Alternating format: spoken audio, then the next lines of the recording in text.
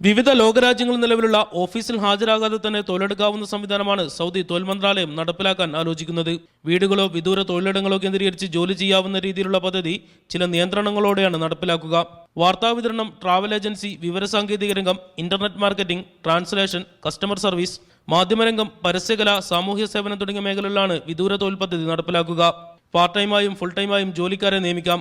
പദ്ധതിയിൽ സ്വദേശി വനിതകൾക്ക് കൂടുതൽ പ്രാതിനിധ്യം നൽകും. ഇതുവഴി സ്ഥാപനങ്ങൾക്ക് സൗദിവൽക്കരണ നിരക്ക് വർദ്ധിപ്പിക്കാനും കഴിയും. 18നും 50നും ഇടയിൽ പ്രായമുള്ള സ്ത്രീകളെ മാത്രമേ ജോലിക്ക് വെക്കാൻ അനുവദിക്കുകയുള്ളൂ. ഒരു വികലാംഗന് നിയമനം നൽകിയാൽ 4 സ്വദേശികളെ നിയമിച്ചതായി പരിഗണിക്കും. ഇവർക്ക് ചുരുങ്ങിയത് 3000 റിയാൽ ശമ്പളം നൽകണം. വിദൂര പദ്ധതി പ്രകാരമുള്ള നിയമനം നിതാക്കാത്ത് പ്രകാരമുള്ള എക്സലന്റ് കാറ്റഗറിയിലെ മൊത്തം ജീവനക്കാരുടെ 15% കൂടാൻ അനുവദിക്കില്ല. പച്ച കാറ്റഗറിയിലെ 10%ലും മഞ്ഞ കാറ്റഗറിയിൽ 5%ലും കൂടാൻ പാടില്ല. അതേസമയം ഈ നിയമത്തിന്റെ മറപിടിച്ച് സ്വദേശിവൽക്കരണ തോത് ഉയർത്താനും മറ്റുമായി കൃത്രിമ നിയമനം നടത്തുന്ന സ്ഥാപനങ്ങൾക്കെതിരെ ശക്തമായ നടപടി സ്വീകരിക്കുമെന്നും പദ്ധതിയുടെ കരടിൽ പറയുന്നു. മീഡിയ 1